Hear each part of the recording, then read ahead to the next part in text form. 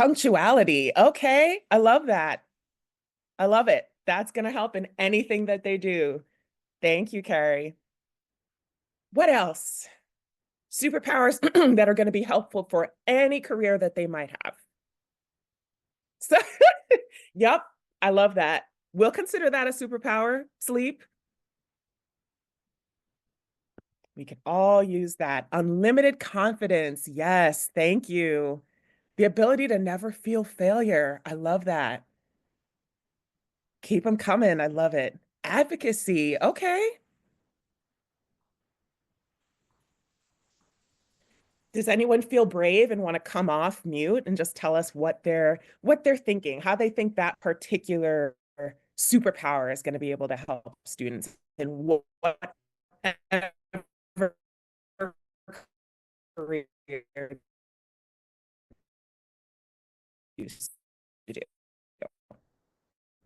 Hello. Sorry, I think I'm having. Can you guys hear me? I know. Yeah, I hear you just fine. Oh, okay. Hi, I'm Louis Tejada, post-secondary success counselor from Dream Charter. I said the ability to never feel failure. I feel like a lot of young people, because we work with people from 18 to 24, it's today's society can feel like they don't belong in specific spaces, whether they're going into a career pathway, even a college pathway. So I just feel like the ability to feel like they always belong and never feel like they're gonna fail in a situation would help them immensely know that they belong in certain spaces. Got it. Thank you so much. Yeah, that makes a lot of sense. Okay, so with no further ado, I am going to actually turn this over to my colleague, Robin Blanc. So we are going to transition to the larger hybrid space so that you can all benefit from the wonderful panel of workforce professionals that we have waiting for you today. Robin, are you on? Okay, I think they're still getting set up. One moment, please. Hey, Chanel, just testing. Can you hear us? Loud and clear. Can you hear us okay? Yes, we can. Wonderful. I'm turning the floor over to you. Go for it. Thanks, Chanel. Okay, hi everyone. I'm Robin. I'm here in the room. And we are going to pass it to our panel in just a minute. And I believe Sandy, if Chanel hasn't already said, Sandy is in the chat and will make sure to troubleshoot any access issues and also can bring any questions into the space here for you all if you have questions. And I'm gonna pass it now to Amrika Francisco, who's gonna kick off the panel. Good morning, everyone.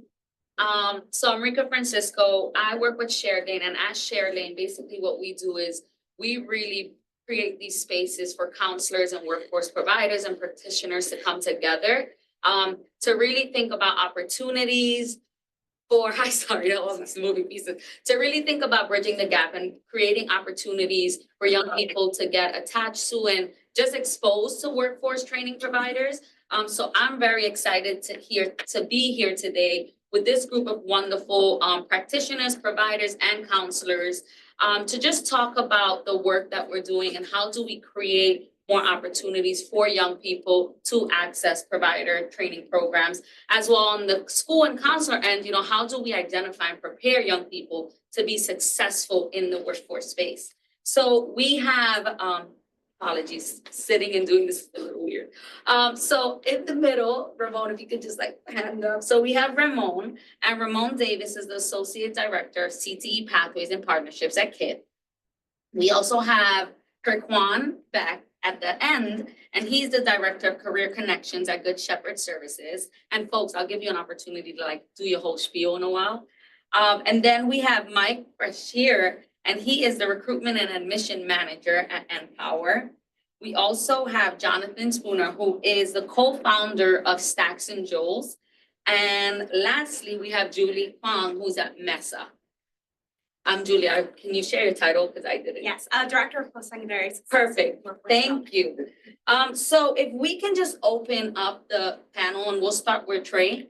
If you can just introduce yourself and briefly share a little bit about what your organization does.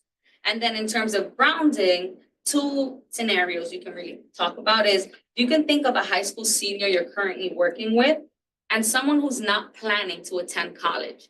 And kind of tell us about that conversation, right? Like, how are you having conversations with young people who do not want to attend college? And then the other question is thinking about someone who's applying to your training program. What is something that stood out to you in the application process or in your conversations while you're working with them? So you can choose either or. My name is Trayvon Bakai from Director of Career Connections for Good Shepherd Services. Good Shepherd Services is a large organization. We have like close to 100 programs from high schools, after school programs, residential programming.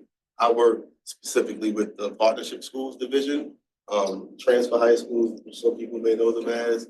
I'm overseeing about 3 schools. 3 of our sites are actually taking part in this WGI program. Yeah, so we're all about, connecting kids and supporting kids with their high school experiences, but more importantly now, we're doing a lot of focus on how do we set them up for success in their post-secondary experiences. So it's funny because I had a scenario a couple of days ago that I had got the questions or whatever. But I was in the elevator with one of my students Monday. We have a program that we have going on in one of our buildings, and I ended up coming in the same time he walked in. And I used to be the internship coordinator at West Brooklyn Community High School. And it's one of the students I used to work with, but he's a part of a program that I'm running now. And he got in the elevator with me and he's like, talking to me, he's a senior. So he's like, trying to start talking about, what I want to do after I leave here. And I was like, we just hired an economic mobility specialist who can meet with you and do all these things. He was like, nah, Trey, like, I want to meet with you, because I'm kind of scared. And I didn't catch it at that moment. Like I didn't realize he was coming to me being vulnerable, right? So on my way over here, like that conversation just kind of came to my head, and I'm like, sometimes we don't realize how vulnerable and how sensitive this next step is for our young people, right? Like a lot of our kids, our students, they spend 5 or 6 years in high school, right? Unfortunately, in some of our households, academics is not nurtured the way it is in some other spaces, right? And that's because of environmental factors and things that sometimes out of the family's control even, right? But they're not going through their school experiences with the same supports to help them build confidence when it is time to sign up for college, right? So it's scary. It's scary, and sometimes it's scary and sometimes they're not ready. Point blank period. They're not ready to do it. And I think that for me, it kind of just raised the severity of like, how sensitive are we valuing or really taking into account the sensitivity of this planning for them, right? And when we meet with them, if we know that college is not an option and we're trying to push it on them, we're not getting anywhere with that because that's not the need. So being able to have these diverse options for our young people gives us more leverage to go into those conversations with more confidence for them, right? And I need to have that meeting with him, even though I'm not at that school, because it's important for him to speak to someone that he's been comfortable with. And when it is, I'm glad I've even had this question strike this emotion right now because it makes me think about the severity of it. So I just say that to just say, we have to remember to meet our kids where they are, right? Like everybody's not ready for college, but there are options. Intelligence doesn't come in just one way, right? Some people are good with their hands, some people are good visually, some people are creative, some people are athletic, right? Everybody doesn't have to know calculus, right? So having these platforms are very helpful, and I'm just preaching to them. I appreciate the fact that we are starting to put some machinery behind it and starting to push these things forward. Thank you for sharing that. Jonathan, I'll hand it over to you. If you can give us a little bit more about Stacks and Jewels and also an experience with either a young person who wants to apply to a training program and or something in an application process that stood out to you. Yeah, all right, so I'm John Spooner, I'm co-founder of Stacks and Jewels. We're a workforce training program. We train overlooked and underappreciated audiences in the climate tech skills you need to get a job in building automation. And that's a lot of words, but what it really means is there are computers in buildings now that manage all the systems, the cooling, the elevators, the security, and so forth. And right now, those buildings are managed by people who are not as technically adept. So right now, we're in a big transition where building management is turning into a digital technical job. And so that's what we train towards. And that's really the job placements we get. Per applications, you know, one interesting event was, you know, we run about 3 to 4 cohorts of students each year, and we do recruiting drives. And I've just recently, we had a student who applied about a year and a half ago and did not get it.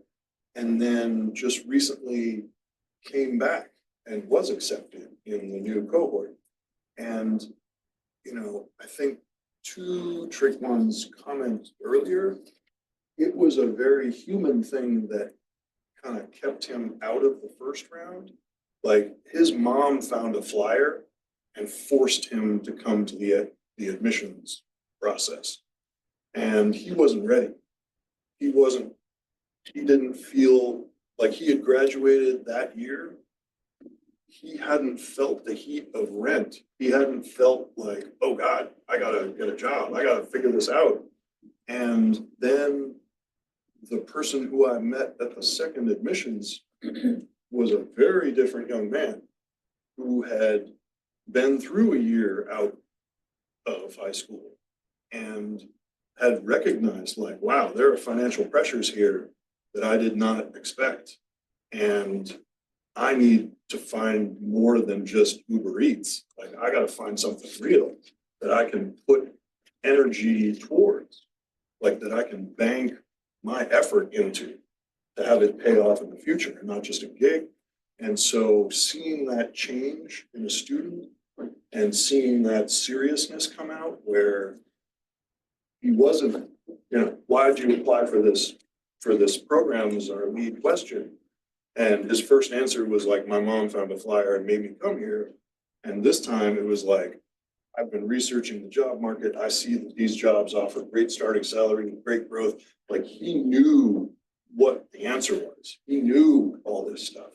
And I think there is something to be said of like that vulnerability has to be honored and worked with because, you know, when he first came in, he didn't know what was going on.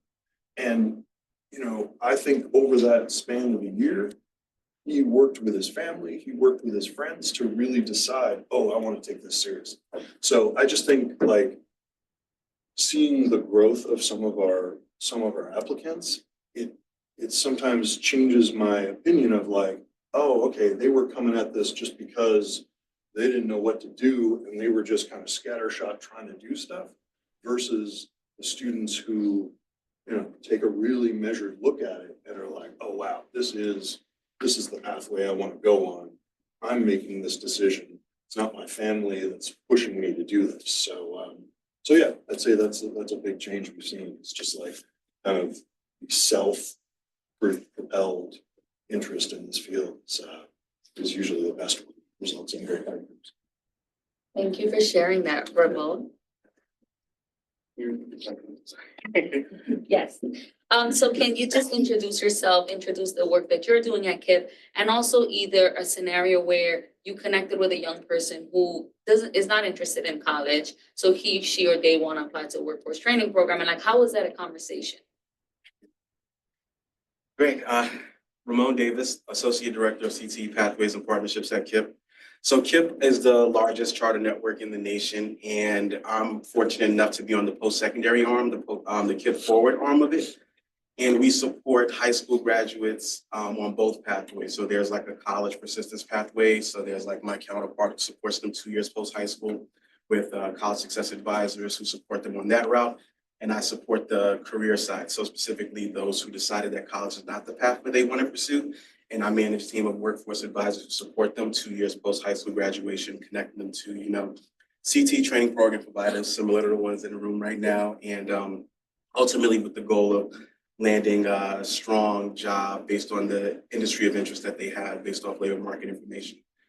Thinking about the question that's prompted, so as I said, I manage a team of workforce advisors who do the direct advising with young people, but the way in which I coach the workforce advisors to really, similar to what was mentioned, meeting the young person where they are, right? I think the pressures and the thoughts around I'm not pursuing the traditional pathway similar to my counterparts who are excited and celebrated to pursue a traditional 2-year, 4-year college. Sense of safe space, right? So the way in which I support and advise my team is to really have them understand that when thinking about our population, it's really about matching maturity level and skill set, right? What is the young person really ready to do? And having it really structured around what's tangible for them in the immediate future, right? I think thinking about having a young person think about what they're going to do in the next 2, 3, 4, 5 years could be a little daunting. I think to scale it back, and this is why I love the workforce ecosystem that we're in, we're talking about programs that are short term for the most part that's going to land them in a strong job sooner rather than later. So it's really just having the young person understand, like, what is the next thing you want to do? Not the thing you want to do for the rest of your life, but ultimately in the next 4 months, 5 months, where do you want to be? And then connecting that to a real tangible goal, right? So not a goal of being, oh, I want to be the next CEO of this company, right? But based on your reality, right? What is a goal that you think could be tangible in the next 6 months, thinking about the process of starting a program, completing a program, and then landing a job within a strong landing? What is tangible? And the things that are tangible are, if a young person does want to potentially, purchase their first car, right? Not saying a BMW, but something that can definitely get them mobile in and out of their current, environment. Maybe they want to move out of their parents' house, right?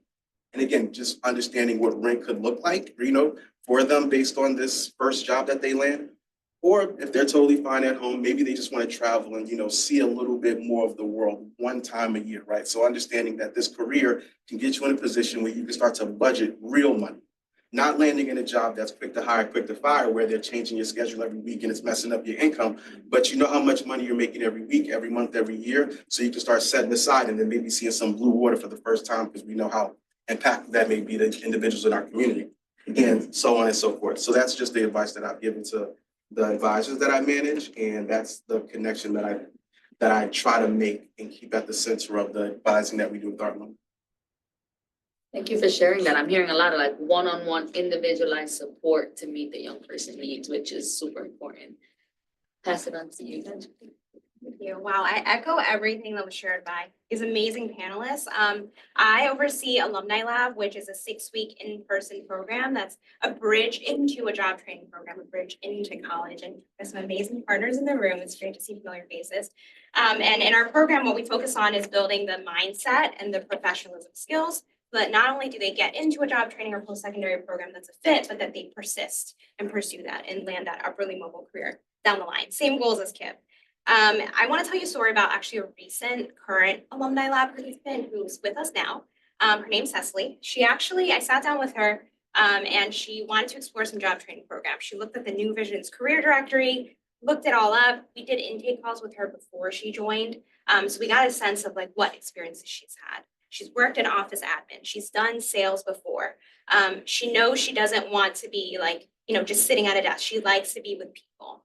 So we had a couple programs in mind for her, but we had her explore on her own. And she was like, I can't find anything. I can't find anything that's exactly in the borough that I want, the schedule that I need, and also like gives me the exact kind of job that I might want to pursue. And we sat down with her real quick. We're like, wait, there's 200 programs. You couldn't find anything. And part of that coaching needed to happen, like you all were mentioning earlier.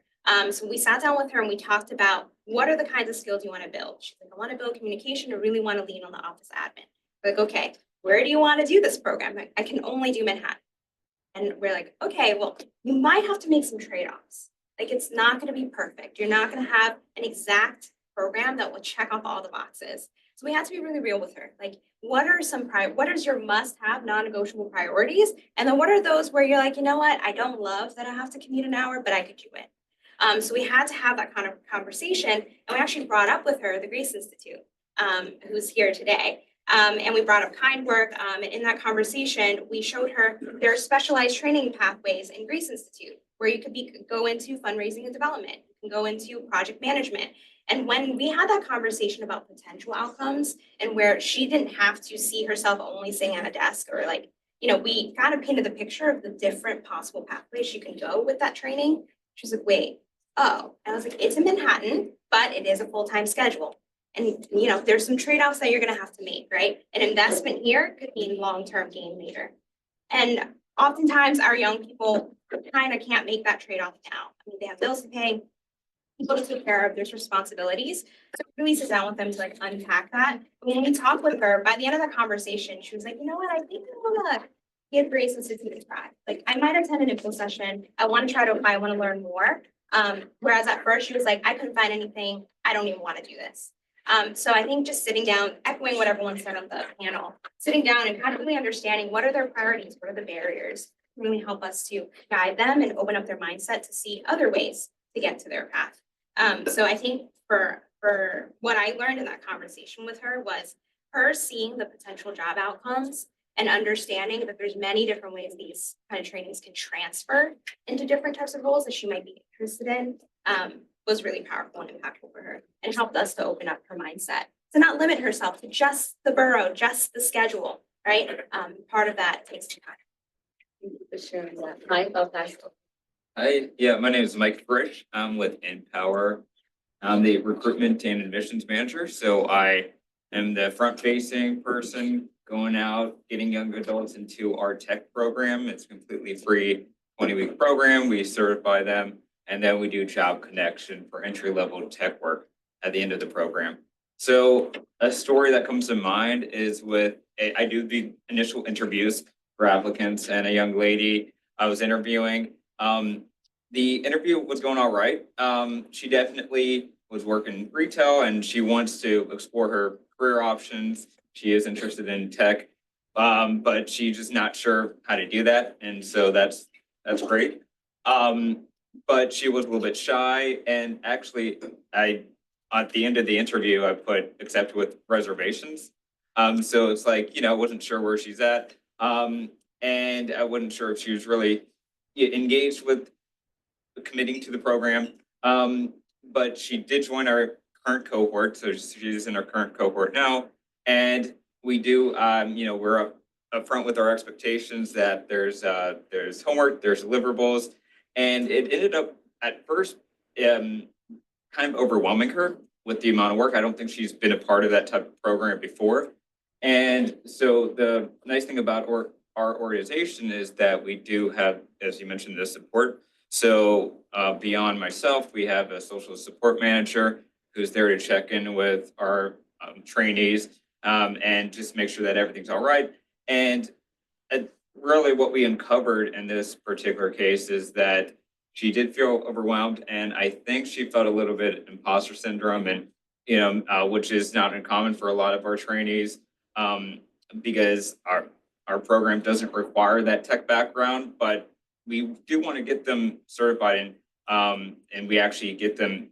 We do in-person field trips to network with individuals that they may be their employers one day. And so I think she was just feeling a little overwhelmed with everything.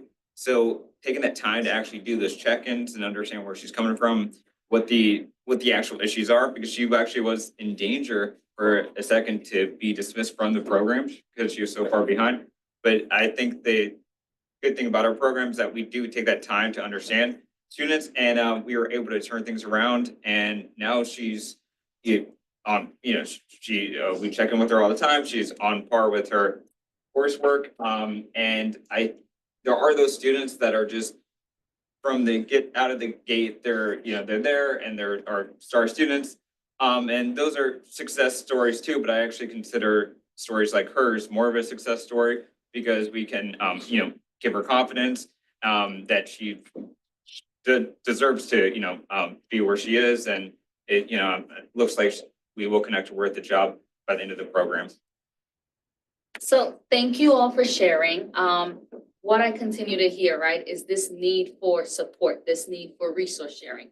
The idea that we have young people and they just need access and that individualized support to get into our programs, or even just workforce training programs as a whole. So it'll be very helpful, and anyone can take a stab at this question and then folks can jump in. What other information do you think young people need to know as they're navigating the workforce ecosystem and as they're thinking about applying to the various training programs we have?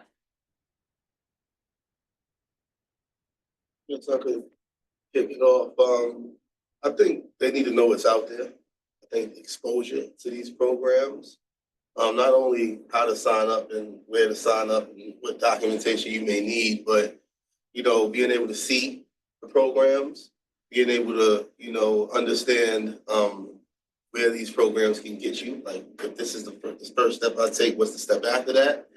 I think it's important for programs to come out to career days, right?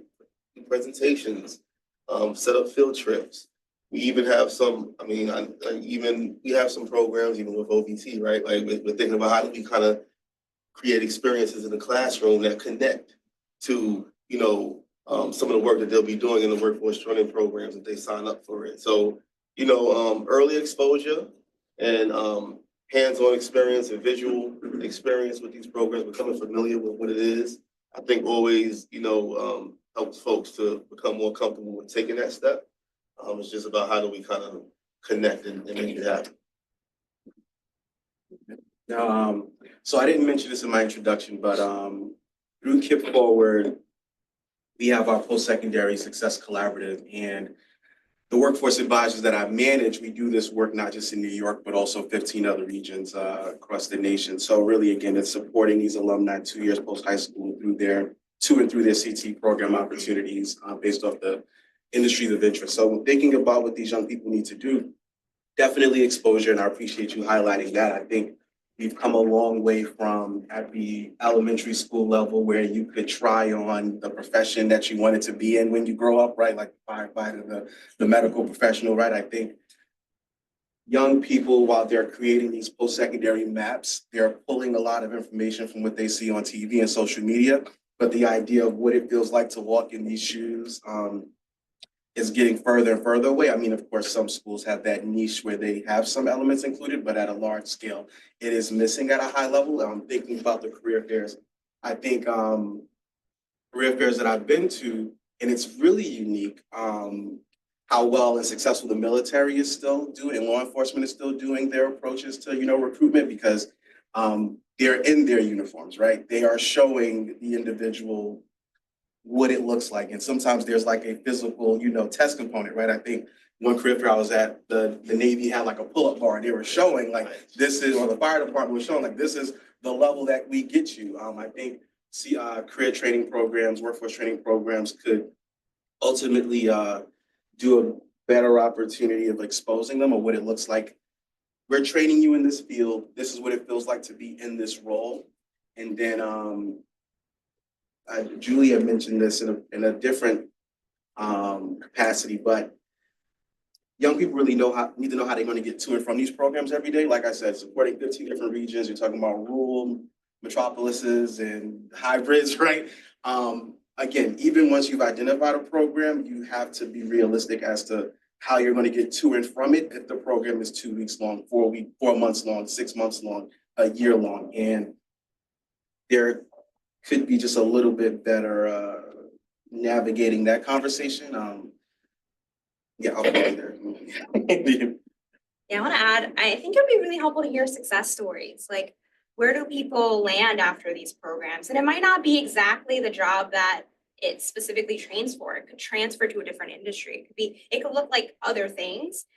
Because I think what I'm noticing with the young people we work with, I think it's easy to think like, okay, if I do X, Y, Z, I will get this. But careers don't work like that anymore.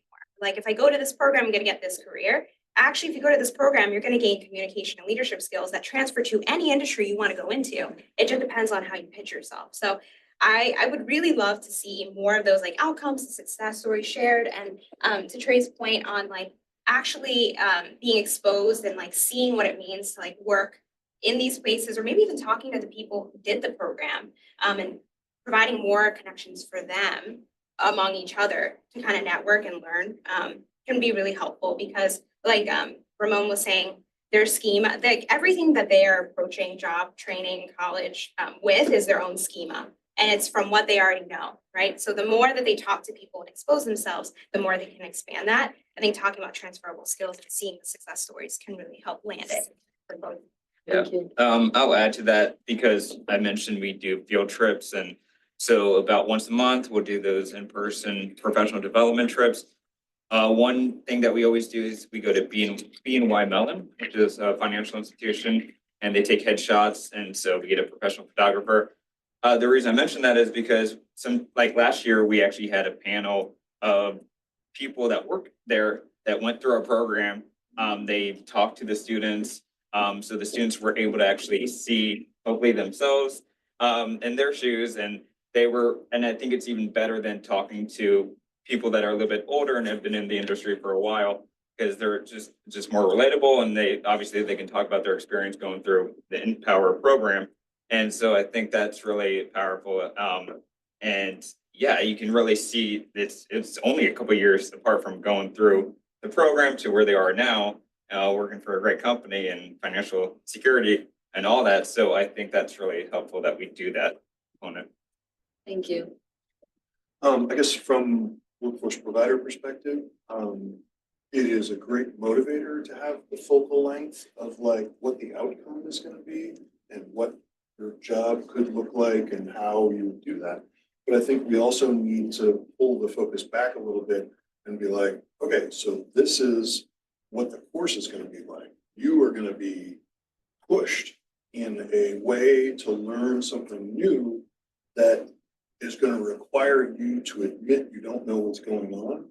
And I know we've used vulnerability a lot at this panel, but that is the only way you can learn something high tech, is by saying, oh my God, I don't understand this. I don't get it. And having someone else help you so you can get it. And a lot of these students, you know, when they're coming from high school, they've been trained to get it and to not say if they don't get it. And so that vulnerability gets kind of tucked away in favor of overconfidence. And I think having that, hey, look, this is what the course is going to be like. It's going to be an intense 5-day-a-week, 4 hours a day. Like, here's what's going to happen. I think having those kind of representative people who've gone through it and have the job, they can also fill in. Yeah, man, it was super tough when I first started. I was totally lost. I didn't understand, but blah, blah, blah, blah, blah. Now I'm actually out in the field. I feel more confident, all that. So not only allowing them that opportunity to try on the job, but also try on this new approach to study, because a lot of students have not been through a boot camp style training. And that's a big change from a year-long semester-based school program. So yeah, I just say, in addition to that exposure of the job, exposure of what the training is going to be like and how it'll be different. And knowing what's expected, it seems like I'm hearing. Precisely. Yeah. So this is a follow-up for you, right? You train in a specialized sector. How do you get young people to be engaged and interested in your program? Do you feel like it's the skills? Do you feel like it's upfront laying out the expectations, the credential that they're getting? How do young people come to you and show interest and express interest in enrolling in your programming? I would say that it being an unexpected access into tech is what is the biggest motivator. Because when a young 18 to 24-year-old hears about job opportunities and hears the word tech, their ears perk up, because that's what they've heard, and through TV, through their parents, through their friends. Oh, somebody went into tech and they did great, and whatever. So once they hear that, they're like, oh, okay, I'm interested. And then, you know, I myself in the 90s, I got into the web sector. I was a philosophy student, so I was not tooled up for that. But like getting in, you can grow with that industry. And I think that's what we're at in building automation, is the opportunity to get in and start studying and grow with the industry. And I think that's really, that's an important piece that helps motivate, is it's tech and it's got a long-term growth. And those two things, you can say, oh, this is how much money you're gonna make. This is kind of the empowerment you're gonna feel by doing good work and being able to improve your work. Those things are a little bit more abstract, and the money is pretty concrete, but I find that motivator kind of fades when things get really tough. But that idea of like, I'm investing in myself in something that I'm putting energy into that's going to pay off. It isn't just I'm working, I get a paycheck, back to work. It's like I'm working and I'm banking this experience and this knowledge so that I can use that later. And I think that's a real motivator that gets the students to participate. And yeah, we are super niche, but I think that niche helps us in really painting the picture of like, here's the job, here's some students who do it, this is your pathway into this. Right, so it's like, here's where you're starting and here's how you're gonna climb the ladder to obtain that career. Yeah. Love that. Julie, this next question is for you, because it'll be really great to hear the perspective from the school side, right? How do you work with your current students and or alumni in engaging them with training programs? Yeah, we get really creative. We actually go and do site visits when we send folks to different programs. So actually at Henry Street Settlement, building automations, we had a couple people we sent your way. We went to observe and saw the light show. And that was so cool. I recorded it, took pictures, brought it back to our alumni. I was like, this is part of what the program might look like. These are the kinds of problems you might learn how to solve. Is this interesting to you? Is this something that you can see yourself struggling with and wanting to figure out? That's one way. It's like we kind of try to bring back what we can. We try to take some to tours. We've taken folks like Varsity Lab School. We definitely have them explore the New Vision's career directory. We say as much as we can, everything that we know, we try to put in front of our young people. Those are some ways that we're trying to get some engagement. Other ways are we also share the success stories of people who've gone through our program and have gone into these other programs and kind of showed like, here's what they got out of this. Like, here's what they said from their program. Other ways we've done it is we've also utilized a lot of resources. So the Bureau of Labor Statistics Occupational Handbook has a really great like directory of all the careers and like, what do you actually do in this career? What qualities do you need? What education do you need? So we give them some time to actually explore in our programming, like what's a career that's been on the top of your mind when you came here? Look it up. Let's see what they actually do. What are you excited about? And you're like, wait, I don't want to do any of those things. Maybe you had an unrealistic idea of what this job is. Let's explore some others. So we try a lot of different ways. So we do a career exploration. We kind of bring in as much as we know about all these job training programs, put it in front of them and kind of try to sell it a little bit. We brought the Grace Institute in to do an info session with alumni directly so that they can hear direct program. Sometimes it's hard for them to like kind of go physically to the programs. We bring them in-house. And we have everyone who's gone through our program sign up for an info session with programs that they're interested in and attend. Give it a shot. Doesn't mean by attending an info session or applying that you have to commit to it. Right. Let's just get information and see if you're interested. So we try to put as much as we can in front of them and also have that conversation of what are you curious about? What are you interested in? Have you thought about this? Have you thought about this? Kind of sharing new ideas. Thank you. Yeah.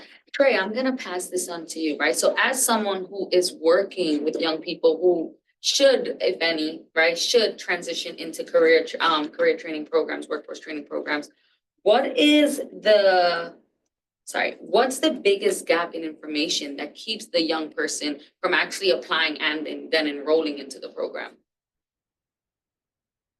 Well, I would go to like them not really necessarily knowing what they're getting into sometimes. You know, like if we're meeting with a student and we're saying, hey, this program here might be good for you, but they don't know how the program looks. They don't know anybody from the program.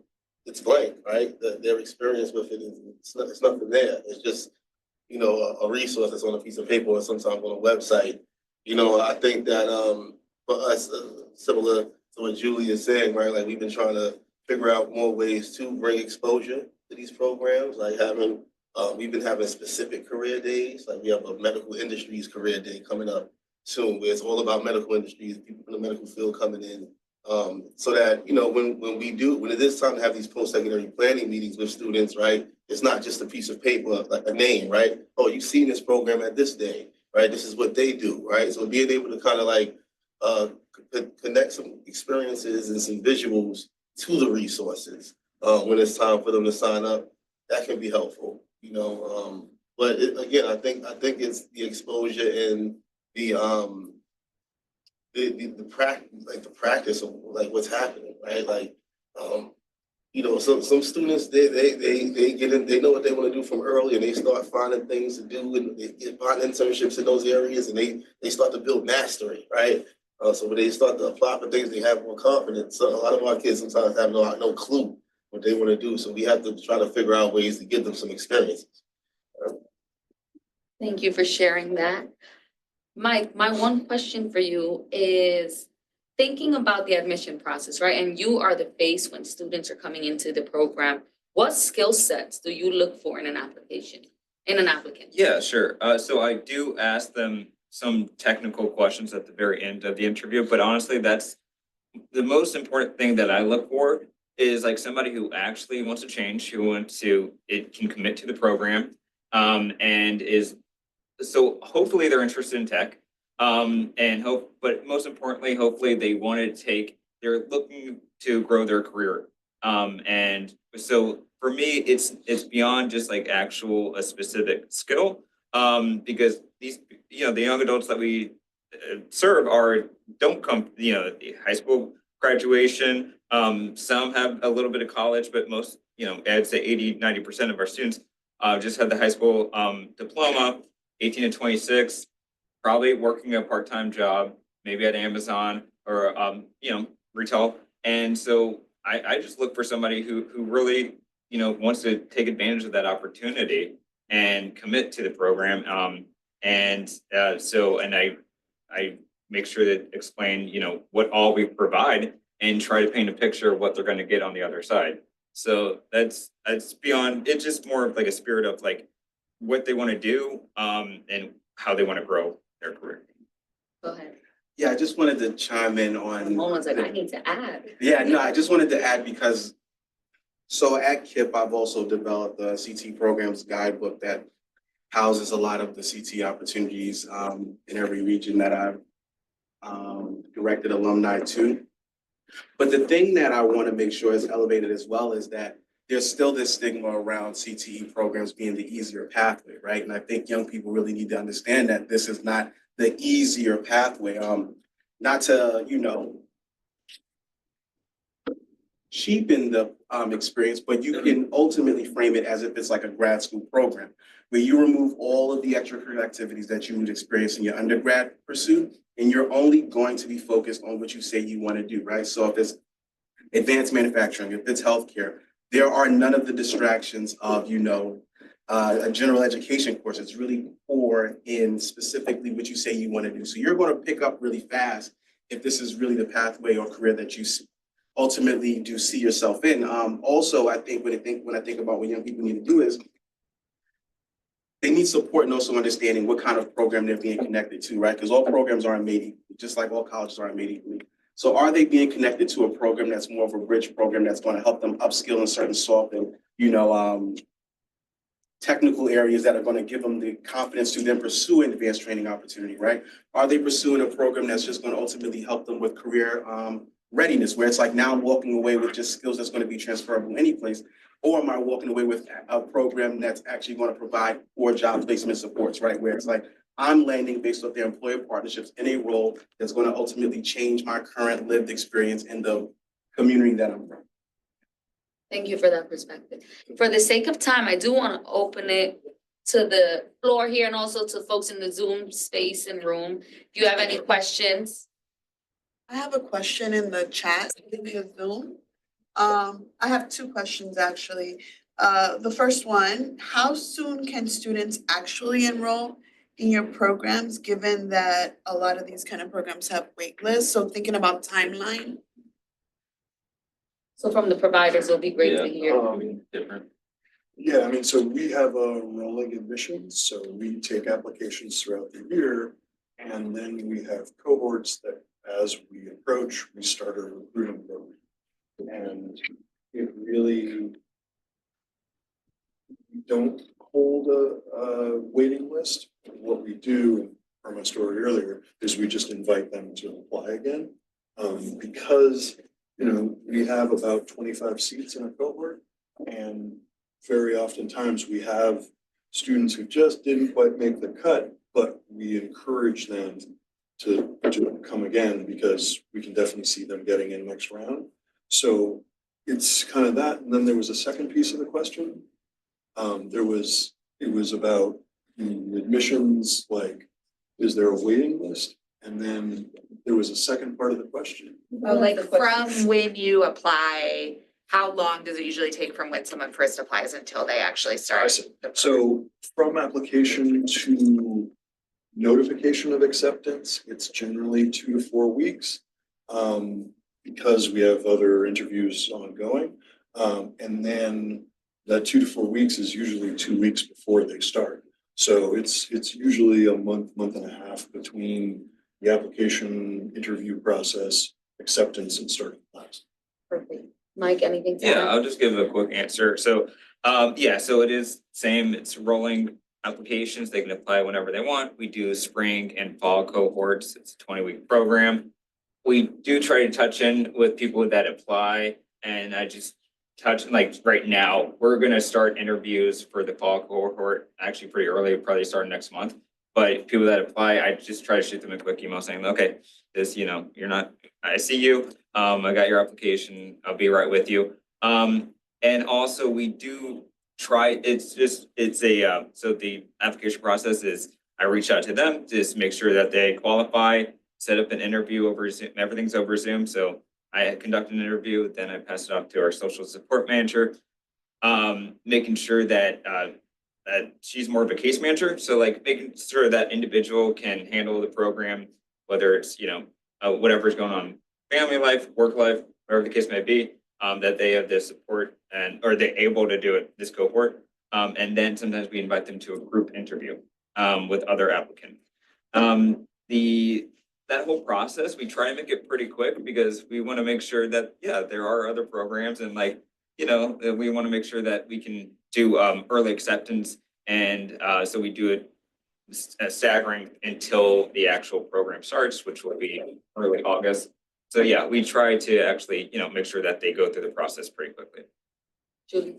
Yeah, so we are not exactly a workforce training program, but we're kind of in between. So Alumni Lab is a 6-week program. We run it 4 times a year. So if you have young people who graduate high school, who need some time to figure it out, build up their mindset, really talk about imposter syndrome, do some career exploration, build up their resume, interview skills, and confidence, they should come to Alumni Lab as a pre-step, because then we refer out to these amazing people here so that they are more prepared to persist in that program and be successful candidates. We do like an info session. So everyone's invited to an info session. They have to attend one. We are recruiting right now for a May 6th cycle. Shameless plug. But after the info session, we do an intake call individually with every person, 15 to 30 minutes, to really understand, why are you signing up? Who are you? What are some barriers that you think might come up in this program that we can know right now so that we can support you?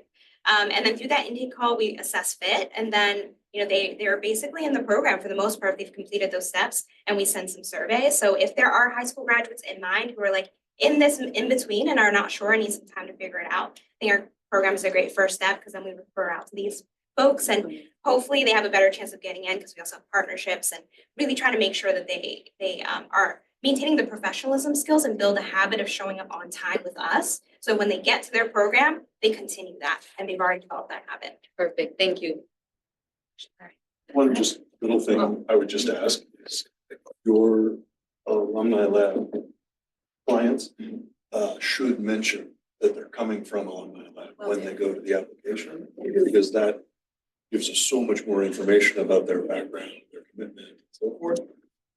I think they're just kind of trying to show that they're professional and so forth, but I think by citing the program that they're coming from that got them there, it can really help us, oh wow, they're putting a lot of effort into this, and this is a next step along a trajectory. We should take them more seriously. So I would just encourage your clients to definitely mention that. Hey, I was referred by the Alumni Lab. I'm part of the Alumni Lab. just to give that background. Really. Thank you for that. Question. Yeah, I don't know if anyone else has this issue with our younger graduates, our 16 and 17-year-old graduates. So sometimes you have students who graduate early or who they just started school early, so they're not turning 17 for another 6 months or longer, or they're 16 and they're graduating. And they want to be in these programs, but all your programs are like 18. And so what can we do with these kids? Because they want to be in your programs, and then it's like, Well, I would say the internship, actually, the Shared Lane internship program is one way, because they're, but you're high school graduating high school. yeah, that's the, I mean, I go to high school fairs, and then I talk to juniors and sophomores, and I would say that's the earliest touch point that we have personally. But yeah, for our program, it is specifically because it's a workforce development program. So they're gonna have to be 18 and be eligible to work. But yes, for us, it is the hard. I can just chime in, right? And I think most workforce providers here, based on funding restrictions, we have to serve 18 plus. So for a student in that case, under the age of 18, like the lab, I feel like is a good opportunity for them to start connecting, do career exploration activities, get a better sense of what they want to do. And then whether it's 6 months, 5 months down the line, when they're hit that 18 mark, then they can at least enroll into the programming. Cause I have a kid, he's 16 and he's graduating in June. So it's like, he wants to go into construction and like, we're looking at this and, you know, so I'm like, Yeah, and I get those kids every year. So like, so we can think about that. If we have any resources or suggestions, we can share out. Yeah. I have a question, but I just wanted to chime in on what she said real quick. I think most of that's because of the labor laws. And like she said, with the funding. So even if that person wants to get into a program with the labor laws, the way they are, not just in New York, but around the country, it's gonna be tough to put that person in a job after the whole process. But I have a quick question. You guys mentioned a lot about professional development. Our colleagues at Empower even talked about like imposter syndrome. I just want to ask you guys, what percentage do you think is more important or equally, or how do you see it in terms of the technical training and the professional development for our learners? Yeah, I think that's one nice thing about the program, and what I really try to sell is that it's an all-encompassing program. And so I think that's really, like, basically the way I think of it, you can get certified. The certifications that we offer, you can actually just like go and get it. It wouldn't be free. Like we actually pay for the voucher to take the certification. Of course, we prepare you to take that certification and have the one-on-one, well, I mean, it's like a classroom of about 20 to 25 students with 2 instructors. So that's nice, but also, yeah, I think the professional development we have at once a week, and then once a month is in person. I think that's equally as important, because you can have the tools, you learn a lot of this on YouTube early, but to actually have that professional development component, I think it's as important, especially during the interview phase, which we want to set them up with that interview at the end of the program to be able to sell themselves and to take the knowledge that they have and to actually, say like, I'm ready for this job. Make them actually believe that. Or even if they don't believe it, they can fake it until they have a job. Until you make it. And so, but I think that's equally as important. We even have like a walk-in closet for professional attire. So like, we want to make sure that they're able to present themselves. And I think that is as important as the technical training. Anyone else, anything to add? Yeah, I mean, I would say professional development is more important towards the end of the course. Having the technical skills, getting the confidence that you can learn those technical things is wildly important, but then it is communicating those skills that you've learned in an effective manner. That is the biggest piece. And especially in building automation, it's going to be, your job is going to be a technician working inside of a building. You're the closest person to the customer. You're going to see that customer every single day. So that professionalism far supersedes you knowing all the wiring and all the technical details. So Tech is something that the employers can train towards. Professionalism, they don't have time to train for that. Right. So if you can show up with professionalism and a understanding of the tech and familiarity, so you're not just blindsided by it, that's the successful student. Totally all tech all day, but no professional skills. Unbelievable. Thank you. For the sake of time, because everybody's looking at me on this corner. I know, this one is like, I have one more question. She's like, I have one question. I want to say thank you to our panelists. If folks have additional questions, you can definitely feel free to reach out to them. It's not a question, it's more like a statement. Go ahead, make your statement. Because I think, I didn't really hear this in the conversation. I think strengthening our relationship as partners is the most important part of like our success for our young people. For example, if you all know young people are about relationship-based partnerships. For example, I would use Julie and the Mesa program as a perfect example, how when she sent her kids to us, when they choose Grace Institute, they do better than most of the young people who come to our program because of our relationship. And because we are literally from the entry level of recruitment to admissions and to even to the point of like them graduating throughout their checkpoints of like how they're doing, what's going on to wrap around service of support. And like when I worked at Good Shepherd Services years ago, I get kids from Good Shepherd from the workforce initiatives or department, whatever, those kids do better in our program because of my connections with the actual individual. I can literally go to them and say, hey, they're doing so well, or hey, let's have a checkpoint meeting with them because I see them not, something's happening in their learning here. So like, I think for us as practitioners in the field, we have to be connected, have to go the extra mile to have that one-on-one conversation with each other because that helps the young people throughout the journey. The journey is long. 12 weeks to them is a long time. Not for us, but for them, it is a long time. And having consistent check-in points and that 360 supportive service within the practitioner is very, very important and will like, the data shows it. So just putting that in space. Yeah. Well, I think that's a perfect way to close it out in terms of the power of this village and this community and the fact that our young people also need that village as they move forward in their careers. So thank you.